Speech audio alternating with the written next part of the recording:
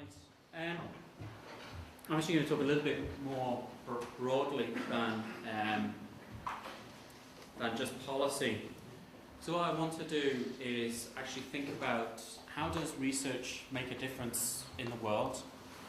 Like, what's the point of it beyond you getting your PhD or getting a publication and so on? Like, what's the purpose of research, and what difference can it make? And I want it to be a kind of an interactive session, so I want to start the summer school off by you actually doing some work. This is shorthand for I haven't really done a talk, and you're now going to fill in the blanks. Okay? And I want to get you used to the idea of you speaking in this forum. Okay? Because we don't want a summer school where you all sit there and are too afraid to speak and are too afraid to go out on a limb and say something because you're worried about what everybody else thinks. So I'm going to start by asking you, what do you think the purpose of research is? Like, why are you doing a PhD? Why are you here? So, what's the purpose of research? Can we get one of these into action?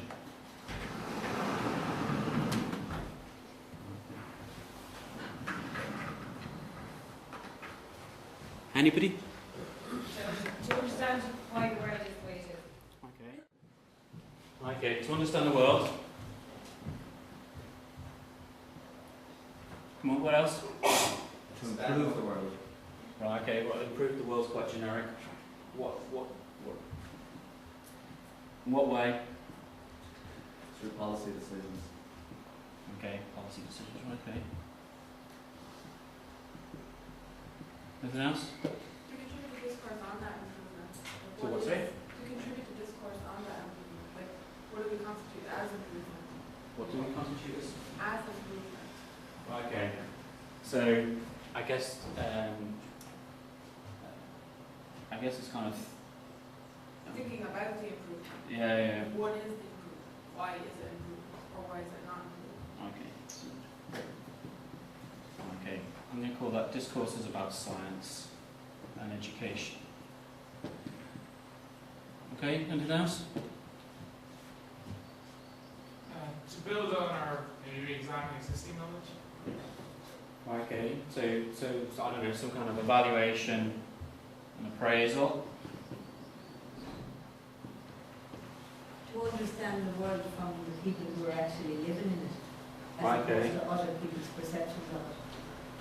Okay, so I guess that can be a sub-theme of that one. From maybe if we alter that to understand the world from a plural perspectives or something.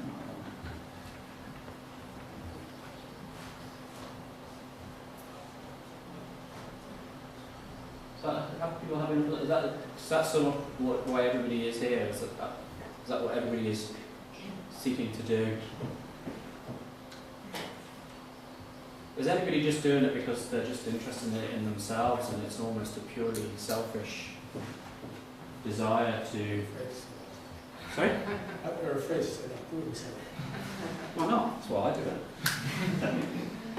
It's a combination of both, though, isn't it? There's immense personal fulfillment from doing research and finding out something new, but there's also a sense that you're contributing to the world and that you're producing something that people can use. Okay. I mean, I've met people who are, they're only doing it for this.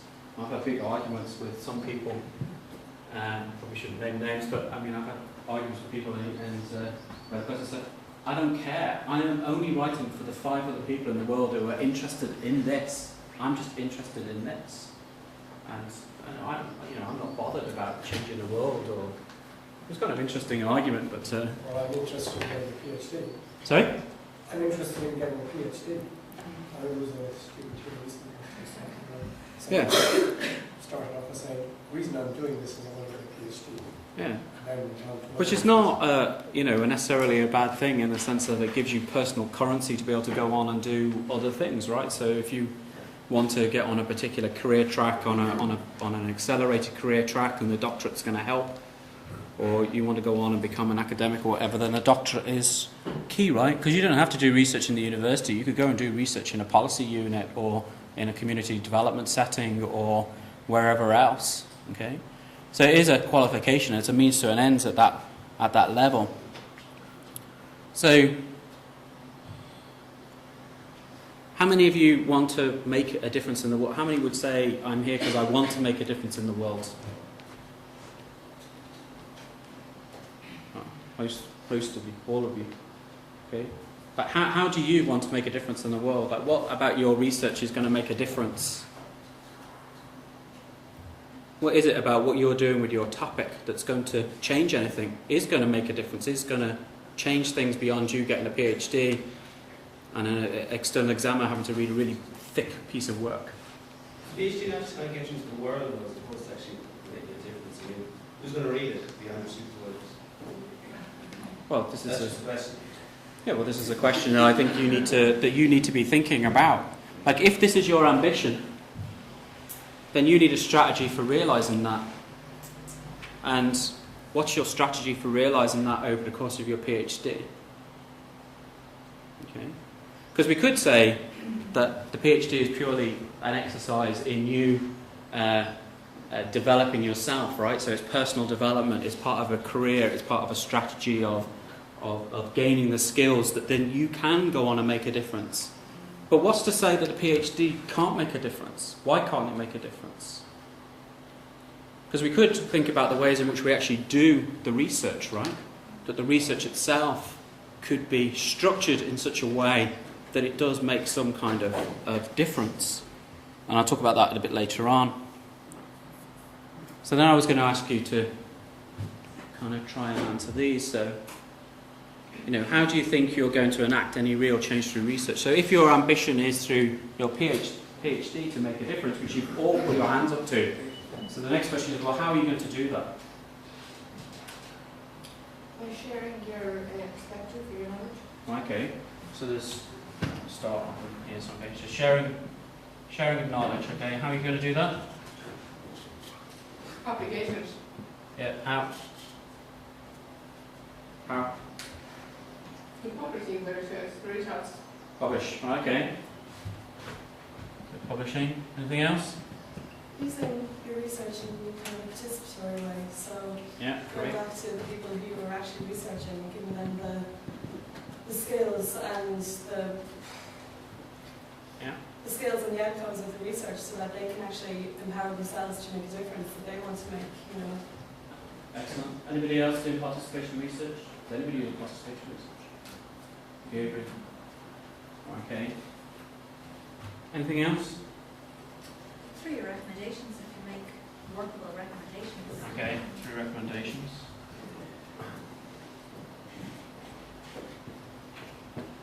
How are you going to make these? I think to make them real, to make them actually doable, not sort of utopian recommendations, things that might actually be enacted. Okay. Are you going to do this through publication or through, like, how's this going to work? Well, one of the things that I did with my PhD, if any help was a suggestion, was that I had studied something that was happening in the Department of Justice, Equality and Law Reform. So I did a seminar. I offered to back them and I gave a seminar. A lot of the people who participated came to the seminar. Okay, so presenting. And it was published in various places. But that was more accessible. People weren't necessarily going to read academic journals. Yeah, so that's the point about publishing. So what kinds of publications are people going to do? Well, it depends on the nature of your research. I mean, if you're doing research that's very, very relevant to like the now, you can speak to media agencies. I mean, I was listening to the news last night and there's a guy going on about his PhD research on the radio, Radio 1, like when I was driving here, I mean, there are ways to kind of move your research about, if it's something that's going into, say, I don't know, Asian community, and that's a very hot topic at the moment. You can sell it, well, not sell it to newspapers, but put in letters to the editor's paper, write guest articles and things like that, and try and get your research published that way, so that it's actually going out into the mass forum, rather than just staying in academia. Right, okay. So different types of publication. Okay, so both formal academic and newspapers, magazines, etc. Okay. Okay. So they're just starting to try and get you to think a little bit about. Well, just start off. Yeah.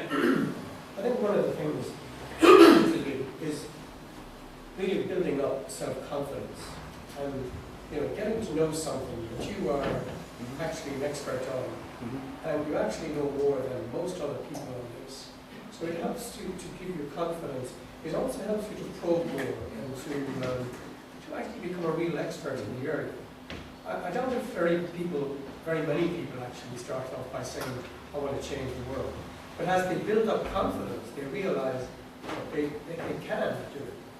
And nearly every research proposal you get that applies for a PhD says, I want to make a difference, I want my PhD to feed into policy, I want to, I want what I do to make a difference beyond it just getting a PhD.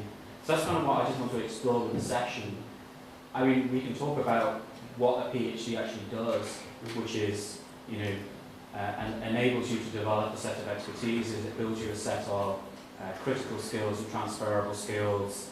It helps you to start to build a network of associates that will help you develop a career. It provides a career path and so on and so on. So I'm trying to make a little bit of a distinction between what is a PhD and what do people think a PhD is going to do.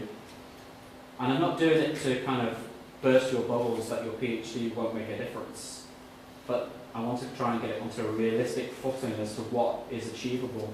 And actually all the things that are on there are actually achievable as they stand at the minute.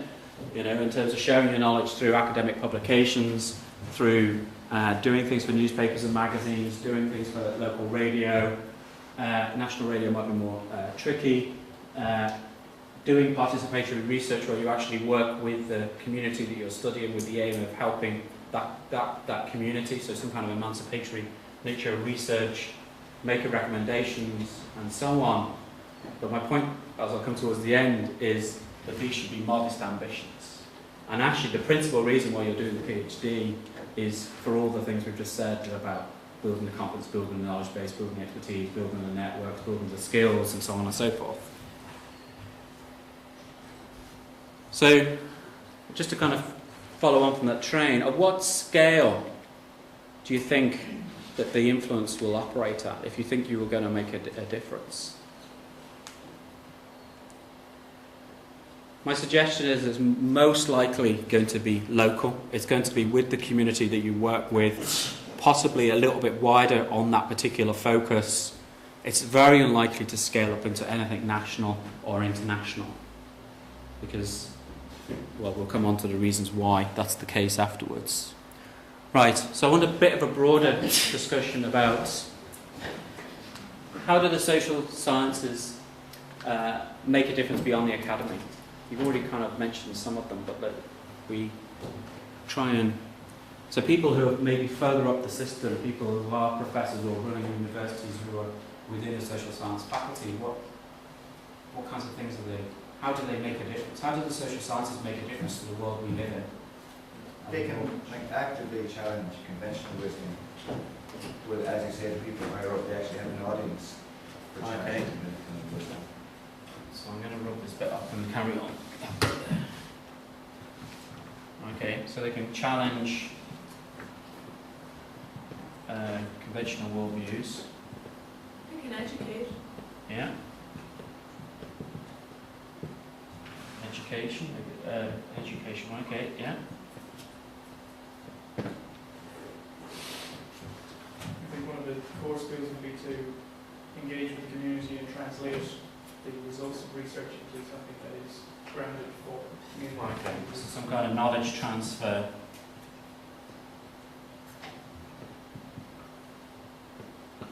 Yeah. Anything else? I think getting a bigger view of the world. I think communities, individuals, communities, they think they're alone, they're the only ones with this sort of problem. But rising above that to sort of look at the world and see how we fit into the world. And that, in fact, so many communities around the world have similar sort of problems. So it's, I think joint thinking is really what you're about. and getting out of the minutiae and trying to get a broad view of what's happening. I think the other thing we could add there is reactive thinking. I mean, there's a reason why there's not just research science books in the library. That's because the world's constantly changing.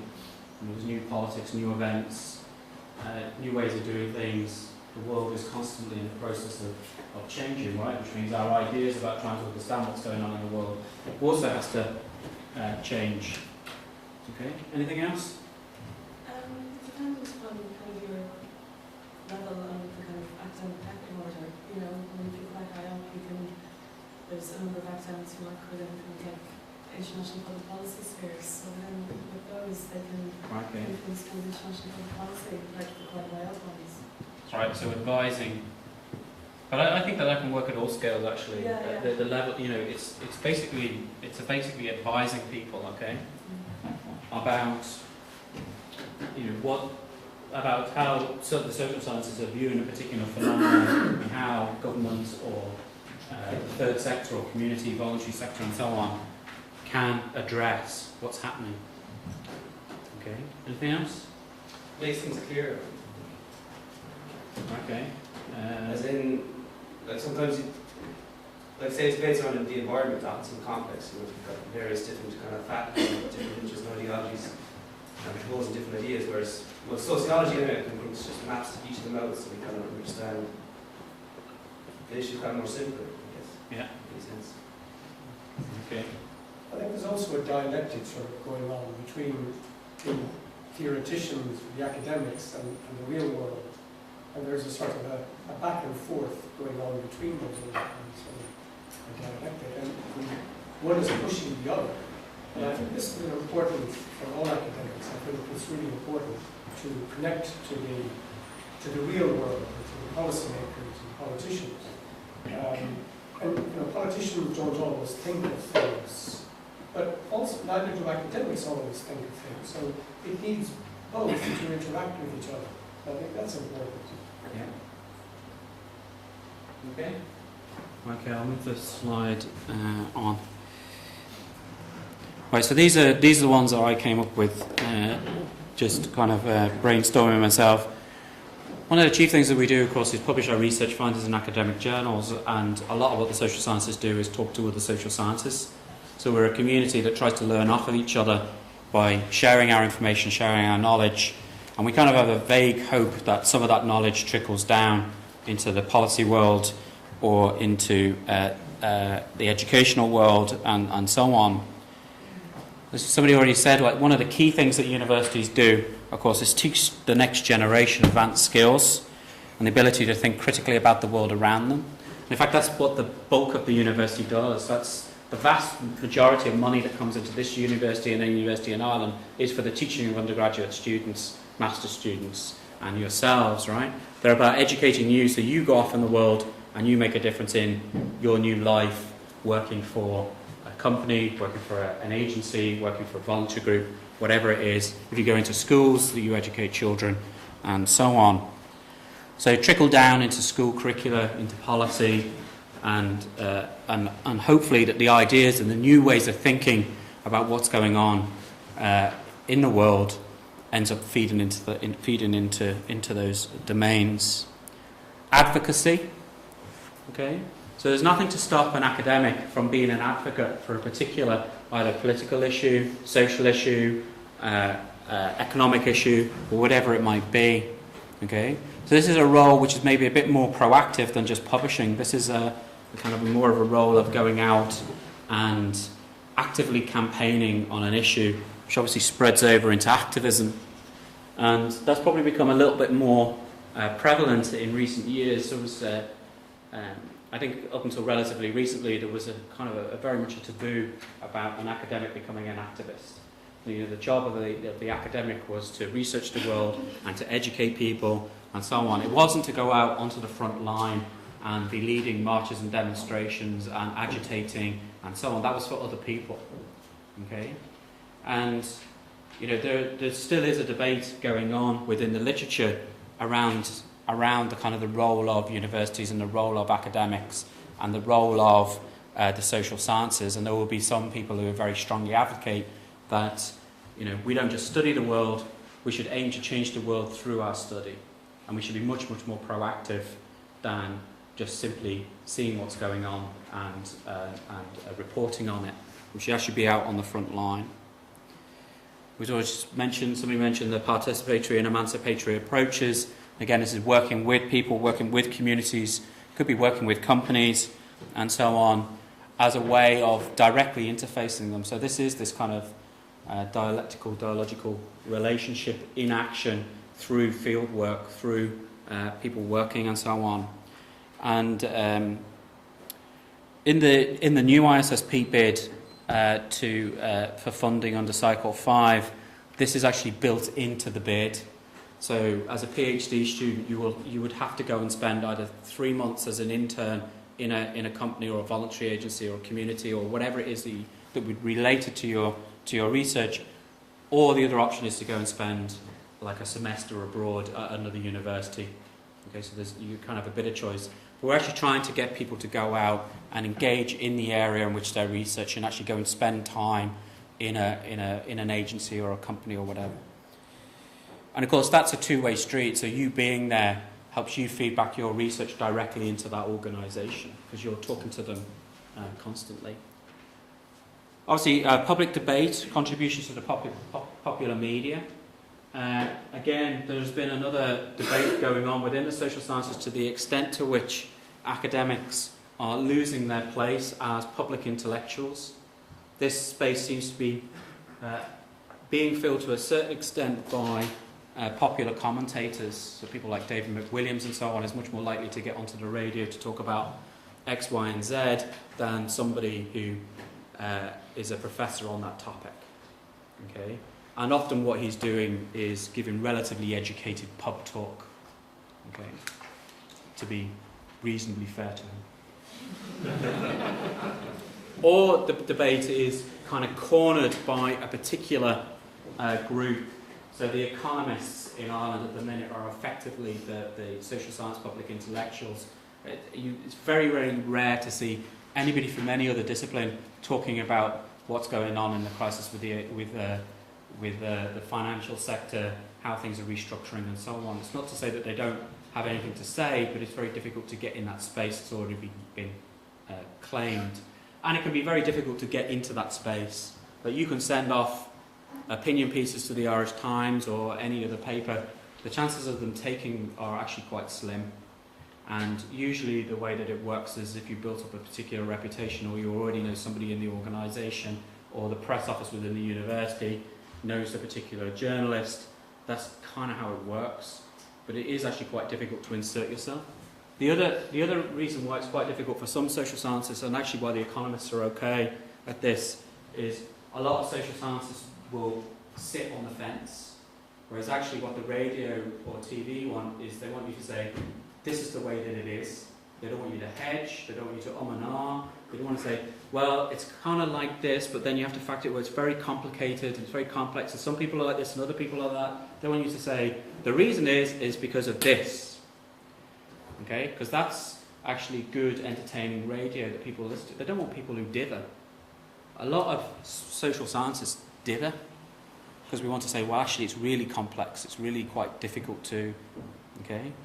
So if you do get into this, you actually need to be a real straight talker. You can't hedge. You have to say exactly what you think. Otherwise, you'll never get invited back. You might be saying great things, but if you're not good at saying them, it doesn't matter. You won't get invited back. It's as simple as that. And you can kind of hedge a little bit. So if they ring you up, you can kind of say, what's it about? I'm really busy now. Can I give you a ring back in 10 minutes? And you get yourself a couple of minutes to think what it is. But if they say, can you talk on this? Never say, can I just have a couple of minutes to think about it? Because they'll say, it's fine, we'll get another commentator. They want to know that you have a definite line of thought on that topic ready-made. They don't want you to, you can kind of hedge your bets a little bit. They'll give you a little bit of time. And they're not giving you time because you want to get your thoughts ordered. They're giving you time because you're with somebody else. This imaginary person sat in your office that will give you a couple of seconds to, okay? So when you do get that opportunity, you really have to seize it, because you'll only get one or two of them and then they won't come again. And this is, I think, partly the reason why the social sciences have not been great at this. Okay. And then there's consultancy. So there's actually research that we do directly for agencies, whether that's government, whether it's the private sector, whether it's the voluntary sector, and so on. But we actively go and work directly for these groups, okay? And obviously we're working to a particular brief. We're doing a research topic that's not necessarily of our choosing. It's been formulated by them and so on. But it is a big way in which we can directly contribute to the work of an organisation. Okay? And again, it's quite difficult to get into this role, but you can kind of come at it through these kind of things. Start to get to know the people in the organisation, and you'll do it through your own research, field work, and so on. And maybe when you've finished your PhD, they might come back to you and say, we now have this piece of work, would you be in a position to carry on and do that piece of work for us, do some kind of consultancy report, and so on. Now the thing about this is you have to be prepared to be flexible. You have to be prepared to take on work that you wouldn't necessarily do otherwise. You know, you have to be prepared to work to somebody else's agenda and not your own. So this is a different type of research to the research where you get to choose the research questions and all the rest of it. They're paying you for answers to particular questions, so they want those answers. They don't want you to go off and do what you want to do with their money. Okay. And then, of course, you've already picked that up about advising different constituencies. Okay. About just providing advice to different people. I put up this slide briefly because I think, and I touched on it a little bit, but it is a debate that kind of took place in different social sciences at different times, and the geography literature really took place in the early 1970s, mid-1970s, which was this kind of question of, you know, it's an ideological question, which is around why are you doing the research in terms of changing the world. And so David Smith kind of said, you know, we begin to realise that the masses of numerical data and sharp analytical tools are in themselves not enough. The basic mechanisms for resource allocation, real income distribution must be changed. The spatial inequality, distribution injustices to be reduced or eliminated. This in turn requires a change in personal and professional values. We cannot retreat into abstract analysis and ethical neutrality. The real world requires involvement in social change, for we are among actors ourselves. As part of the problem, we must participate in the solution. And it was really a call to be an advocate or an activist and so on. That this wasn't just about doing applied research, working with agencies and so on, but it was about changing those agencies, changing the nature of government, changing social relations, changing economic relations, inserting ourselves as vocal actors into the policy arena, into social events and so on. So even if you're trying to make a difference in the world, the point I kind of make is you can do it from a relatively ideological neutral position, which might be more along the kind of the consultancy line, okay, or you can do it from a more activist or advocate position, which is more about trying to make a radical insertion into the politics or into the social economic relations of what it is that you're studying. Okay, so that's a kind of a political question. So things like Marxism and feminism, you know, these kind of particular ways of thinking are not just about studying the world, they're about changing the world. They're about changing through researching, okay, in a quite radical sense. So it's not about reproduction of the status quo, which might go on through a consultancy report, where you just reproduce that organisation by giving them more evidence for them to be able to go on and do what it is that they're already doing. You're kind of in opposition to what they stand for. It's more radical insertion. And that's a question that you need to ask for yourselves. But when you start to think about how's my research going to make a difference, then you do need to think about from what kind of perspective is that happening. You know? What kind of insertion do I want to make? What kind of politics do I want to enact? You know? Like, for one thing's for certain is we can either pretend we've left our personal politics at the university gates, or we can just embrace the fact that we are political actors. And we kind of go through a process of denying our politics by trying to be objective and neutral and so on. Or you can just say, well, I'm not I have a vested interest in this. I am a political actor and I want to make a difference, and how can I do that? Okay. And of course you can do this kind of applied work while still being on this side. Okay, so there's like a strategic use of being applied, So like I want to get in and talk to policymakers, and I want to talk to them in language they understand and so on, but I want to get them to do the kinds of things that I want. I'm not going to persuade them by standing outside the Taoiseach's office or the Department of Foreign Affairs, Department of Environment, or whoever I'm working for, waving a placard. They'll ignore me. I need to be inside at the table talking to them where I can persuade and talk to them. So I have a strategic approach for doing that kind of activism, if that's what I'm interested in doing. Right, okay, so if we move on to policy, how are social scientists involved in policy? Like what kinds of things are they doing? I've kind of gone through them all, so it's this is almost like a bit of a revise and repeat session. Sorry? Yeah, okay, so we can do consultancy, research.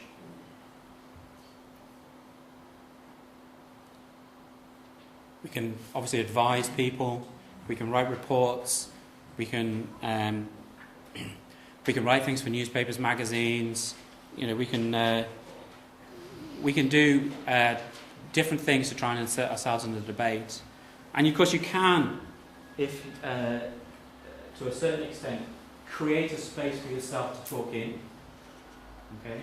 So one of the things, for example, that we've been working on recently is around diaspora strategies, and the Irish and talking to the Department of Foreign Affairs around an Irish diaspora strategy, and they really weren't thinking about that until we started waving it under their noses. That's a space that's kind of been created. Now the Irish government are now drafting an Irish diaspora strategy, but that's because people kind of started to push that towards them and start to try and get them to think about it. I think the same kind of thing has happened in relation to spatial planning, which has taken off in the last 4 or 5 years. I don't think the Irish government was really thinking strongly in that. Their national spatial strategy really wasn't doing much, particularly on a cross-border basis. And that's kind of been a space that's been opened up by a number of academics starting to go along, talking to officials from the Department of Environment and Regional Development in North and other agencies. So there is an opportunity to kind of create a space, okay? But that's probably something that's a bit further along in people's careers. So on what basis are social sciences asked to go and contribute to policy? What gives social sciences the legitimacy to be involved in these policy debates? What qualities are you going to have at the end of your PhD that makes you think you'll be able to do this? Or make you think that the policymakers will want to listen to you? Like, why should they listen to you? It was kind of for you as expert, you've been an expert in your topic, so obviously if they're making policy around a certain area of interest, if you spend 4 years studying that area, surely, you put yourself out there. Yeah, okay, so expertise is, I guess, the key calling card. I'm an expert in this. I spent a number of years researching it. I know exactly what's going on in relation to Ireland. I know how it compares with other countries. I can give you information that you don't readily have at hand. Anything else? The credential itself. Yeah, so you have some kind of authority to be able to speak to the issue. Or your affiliation with other research organizations, or yeah, I think the fact that you can use your funding as an indication that your expertise. You receive funding. Right, okay. Also the fact that you have, for the years that you are working on a PhD, you were your first and you are multitasking all the time, so you're actually not only focusing on the one specific subject of the thesis, but that one specific subject is constantly recontextualized through the years, so you're able to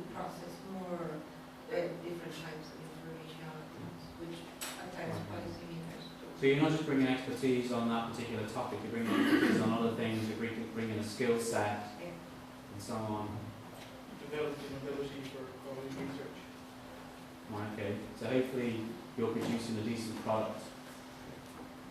You may have a data set that's particularly useful. Yeah, that's a good one, yeah. You might develop data that they might particularly be interested in getting. You might have done a large-scale survey, you've got in-depth interviews, you've done a particularly interesting emancipatory, participatory project and so on. So, Yeah, I think there is a network of whatever area you are in. There is a network which comes from the professional associations that feed into policy. Politicians and people in government departments, they're always looking for ideas. And where do they go to look for ideas? And certainly if you have something published, and something published in an accessible way, and I think this is a point, I think from going back to something you said earlier, Rob, that communication is extraordinarily important. It's every bit as important as your technical expertise. If you cannot communicate in a very simple language, you're never going to get anywhere. Or you'll be on the margins. So this is an extremely important part of your training, is to be able to communicate orally in a written form.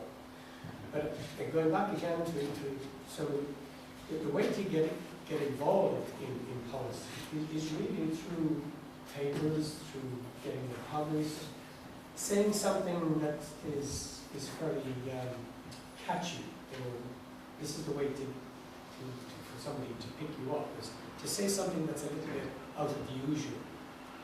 But you should have something to back it up. There's no point in saying something that's very catchy if you don't have something to back it up.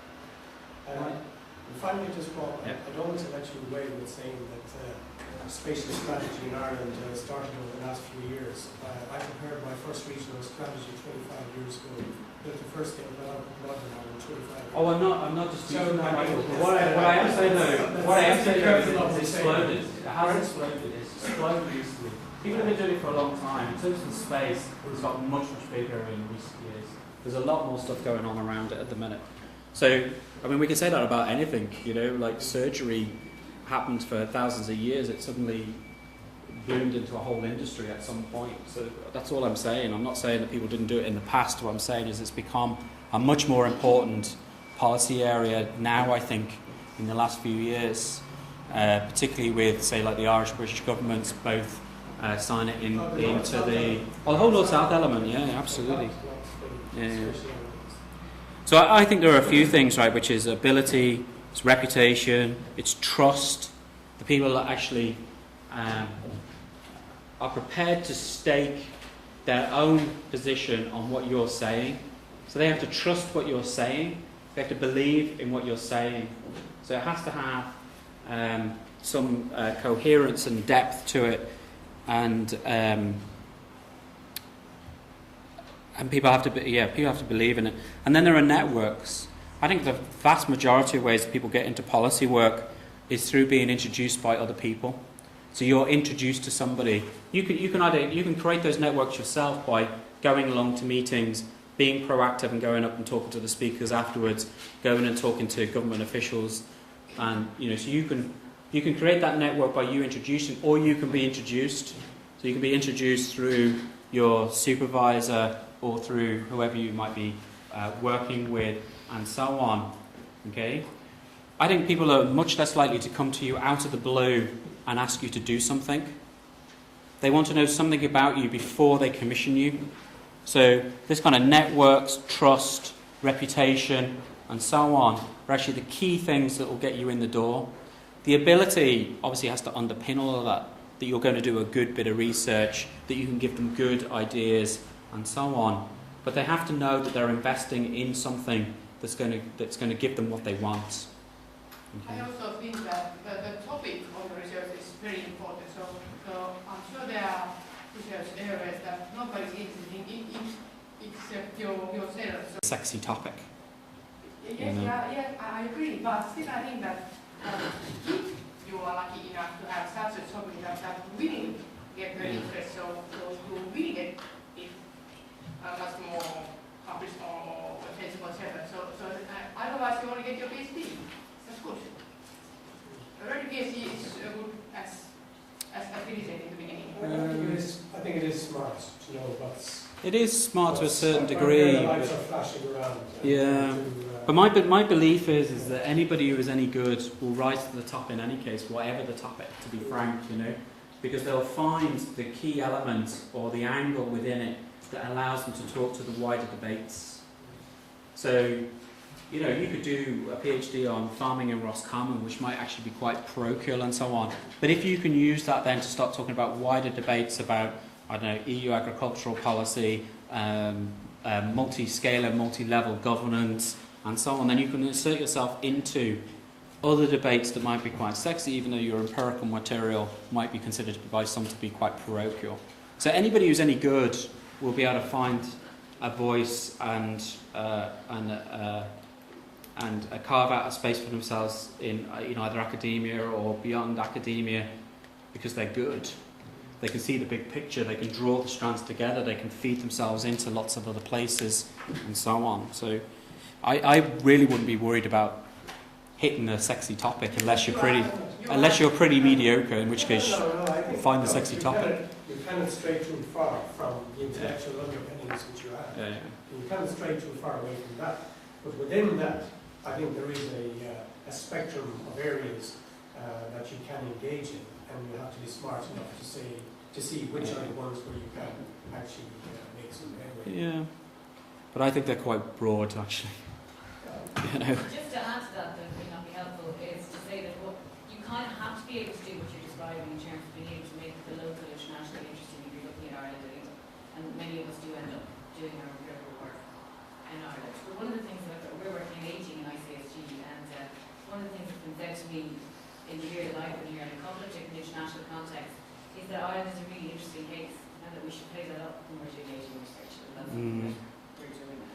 You know, to actually really, well, this is a hybrid model of social protection. It's really interesting. This is going to have very particular challenges in terms of responding to the aging population that other countries are interested in. So, you know, there is also a way that you can. It does, yeah. It can work the other way. I mean, there was a very good. So I have no idea what the time is. There was a very interesting article a few years ago called America Unlimited, which was about the nature of international publications. 90-something% of all the major ISI journals are edited by British or US editors, highly dominated by two things. And I think as Irish social sciences, we have a particular difficulty in that, you know, if you were doing sheep farming in the Lake District or sheep farming in Minnesota, it would be universal. Sheep farming in Roscommon is parochial, right? So there is always a difficulty with writing about Irish empirical material, about trying to insert it into these larger international debates, and you have to find that angle of there's a really interesting model here, it's a hybrid model, and it has to compare to the centre for them to understand why it's interesting. Like if you compared Ireland to I don't know, Morocco or something, they wouldn't be interested. You know, so there has to be something that. So there is a particular issue, I think, sometimes about a difficulty for the Irish social sciences, and it is something that you'll need to think about when you're publishing your work, because you can see this in action. I think sheep farming is a very good example, because if you have a lot of sheep here in Ireland, so US students they love large amounts, so good point. I think the web people setting up a website. I think it's really important that whatever you produce, you should get it out somewhere. Yeah, absolutely. Whether when you start off, you're going to be turned down from journals 9 times out of 10. But just persist and get it out. Whether it means just putting it up on your own website, just get it out.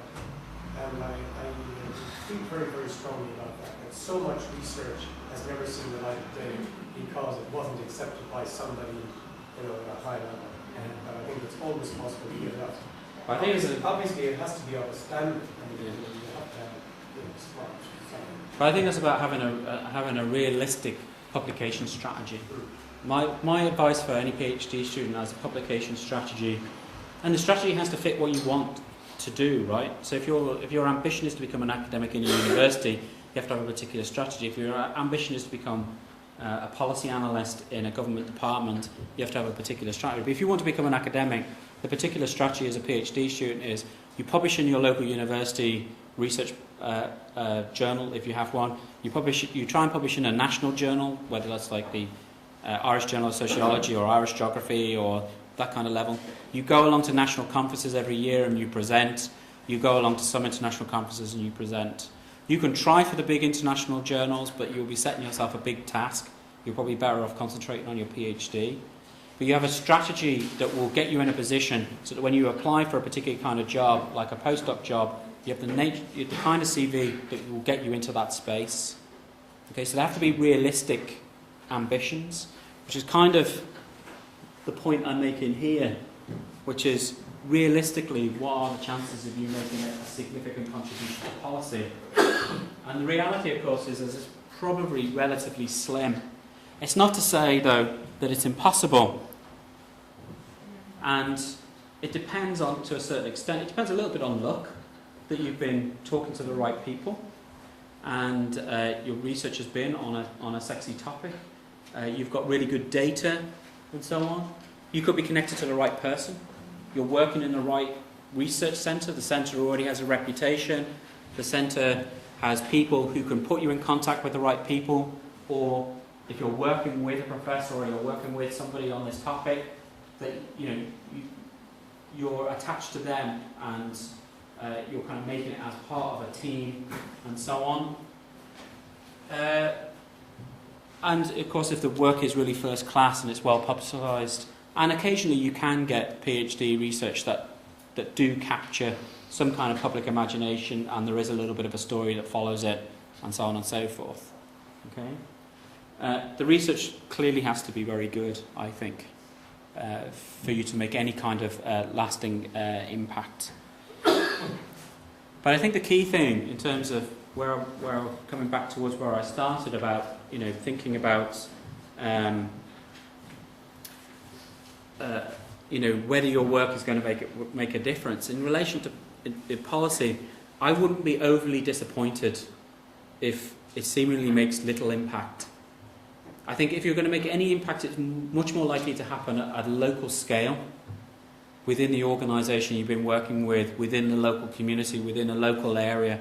It probably won't scale up, because that comes with all the other kinds of things. Your PhD is the start of 30 or 40 years, hopefully, of research or of doing work that involves how you think critically about the world.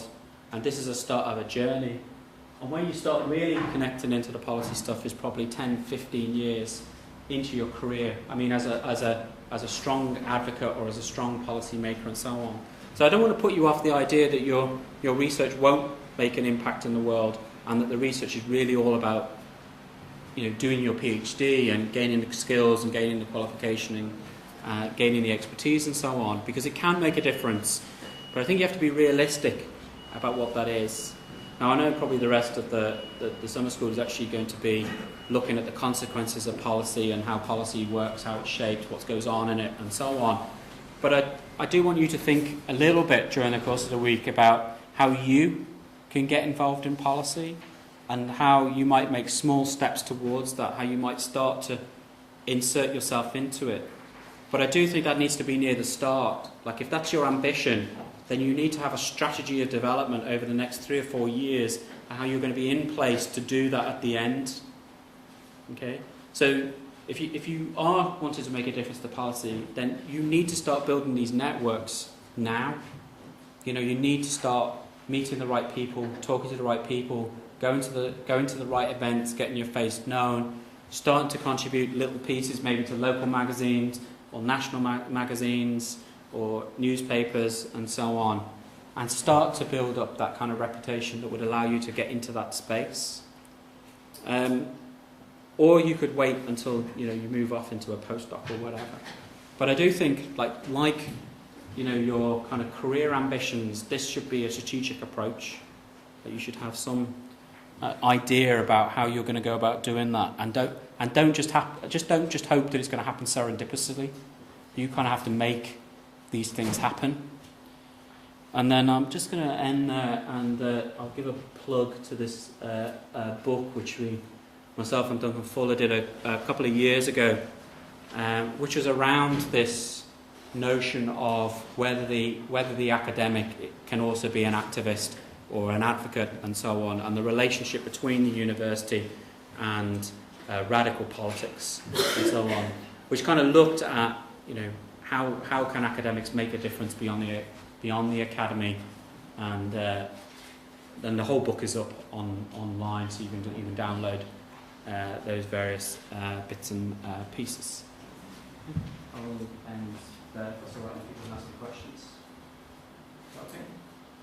So, have there any questions, just in general around what I've spoken about? What would you think as a strategy for engaging with policy, of engaging with public consultation processes?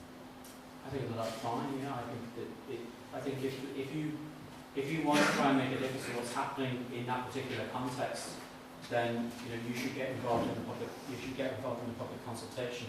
The only thing to be wary of is if it's going to compromise your research in terms of getting access to actors and so on who might not agree with what you're saying.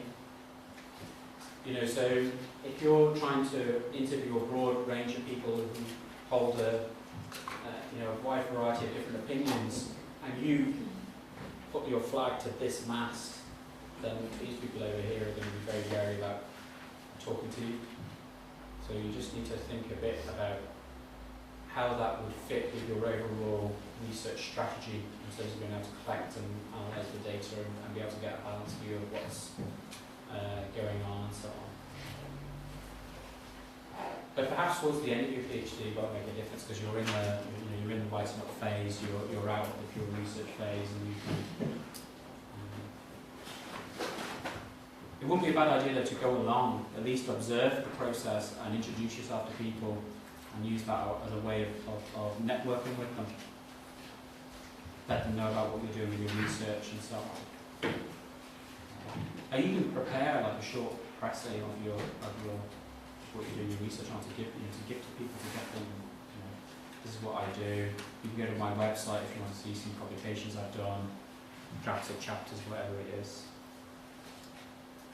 What I'm thinking of though is sort of specifically in terms of when the policy development is happening, it's often the case that various agencies push a draft proposal out for comment. Yeah. I think exactly the same. I'll give exactly the same answer. I think that's fine to do as long as it's not going to compromise the bits of your research. Like it might be a timing issue as to when you do that. Because in these kind of in those kind of like consultation processes, you have to be very clear about what it is that you believe about a topic and why you think that that's the case. So you are very much revealing your worldview at that point. So you just want to be careful that that's not going to compromise you getting information from other people at that point.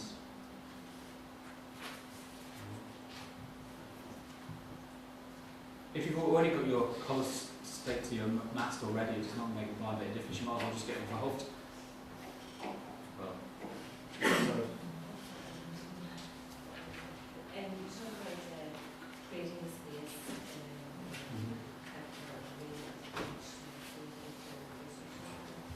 and you talk about research into diaspora strategies to support. Excuse me, could you repeat that? I didn't hear. She's asked me to talk about diaspora strategies, which I think we should probably talk about at coffee. I can talk about the strategy of like how we've gone about doing that. I mean, the way that we went about doing that was we originally wrote a position paper and we drafted what we thought an Irish diaspora strategy should look like, and then we waved it under the Irish Abroad Unit's nose until they took notice of it. And then we started to talk to them about the fact that other countries were doing this, and maybe it was something that they would want to think about themselves. There is an informal strategy, but it's very informal. There's no coordinated, coherent policy. There are a set of lots of different little policies across lots of different government departments they're not coordinated in any way, and we were kind of suggesting to them that maybe they needed to look at that. Principally because the nature of the diaspora is in a period of change. So that the diaspora itself is predominantly Asian. There's not as many first generation replenishing it. The principles around which it was organised to a certain extent have gone. So things like remittances and the question about the North and all the rest of it, they're not drivers that keep the thing together. So if they want to keep a strong diaspora, you need a policy. So, and then what we did is we offered to organise a diaspora strategy conference for them. And what we did was we got representatives from 7 or 8 different countries who were involved in drafting that, plus representatives from the world, and we invited them along as well. So we kind of started to offer them to do things for them and to start to try and get them. And if you're giving them ideas, as Michael's already said, right, these policymakers are desperate for good ideas to address particular issues. If you've identified a particular issue, you can be damn certain the civil service has probably identified the same issue. Whether they have the means or the expertise or the resources to be able to address it is a different matter. But they know that there's something there. Now, in terms of whether it goes up the policy agenda or not, depends on whether you get a champion within government. And these are actually quite critical. Like and these are much more difficult to get hold of and champion. And you can be quite cynical about this. I probably shouldn't say this, but I was involved in a discussion a couple of weeks ago, and we were kind of saying, look, our champion is retiring. Who the hell are we going to get to replace it? That we need to find somebody else in that organisation that understands where we're coming from, the particular line we're trying to press, and we need to find who's coming up and through, who's the rising star in that department, who will take the kind of line that we're interested in. So it was basically, who are we going to try and build a personal relationship with within that organisation to try and affect some change, to try and shape what goes on in that organisation. And so that's about building these networks, and it's about building trust, and it's about building a reciprocal relationship where you're giving them ideas and information and data and so on that's useful for what they're trying to do, which you hope is what you're trying to do.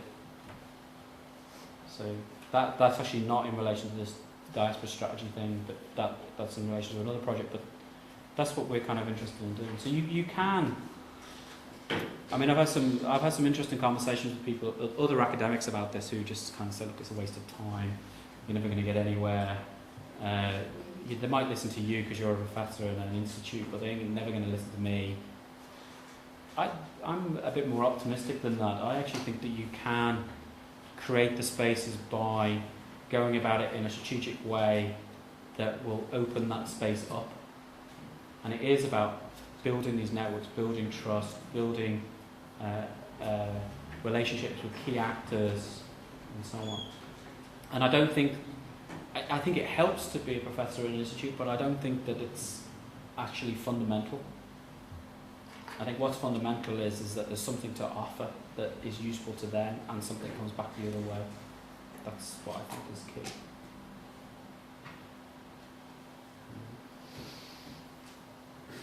As you can tell, I tend to think very strategically about all of this kind of stuff. I'm extremely cynical as far as I'm concerned. It's all just a game. Academia is a game. It's a game of publishing. It's a game of grant writing. It's and the policy world is a game, and you just have to learn how to play the game. And it's actually quite a lot of it is about strategy and how you go about. I'm quite cynical about that. It's talent as well, because you have to have the talent. If you've got no talent, you can be as strategic as you like. You ain't going anywhere. But yeah.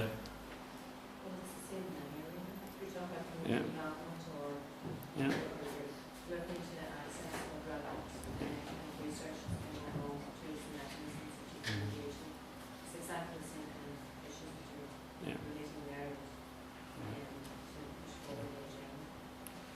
And I think if you should be. I would recommend any of you in here to think about what you're doing as your PhD in the same way. Like, it's a strategic exercise in getting you a PhD, which will get you a career, and you need to approach it in a way of, right, how am I going to reach my end goals? And if your end goal is purely the PhD, then I think you need to revise your end goals. There needs to be more than that. It needs to be, how am I going to make a difference in the world? How am I going to get my next job? What kind of job is it I want? What do I have to do to be able to get that job? And unfortunately, it's just the case because the competition around things is just so intense now. You know, like you can advertise a lectureship and you'll get 70, 80, 90 applications. That's not unrealistic. So you have to be operating in a particular kind of way that's going to get you. Same with the policy thing, of course. Like you say, like there are lots and lots of different groups trying to get these people's ears. You know, you won't be the only person who's trying to influence what a particular unit in a government department is trying to do. There will be lots of lobby groups operating in that space, and a lot of lobby groups are extremely well organised and well practiced at it, well rehearsed, know exactly what they're doing, have long established relationships with those government actors, and it's like how do you insert yourself into that arena? Okay, how do you get in there? And I think realistically, you know, as I've already said, you probably shouldn't really be trying for that. But that's not to say that your research can't make a difference. It can make a difference in all these kind of ways we went through here. You know? And I think that's the important point. I think that you all should be thinking about how you're going to make a difference. But I think it's doing it in a way that's realistic, it's achievable, and it's to your benefit.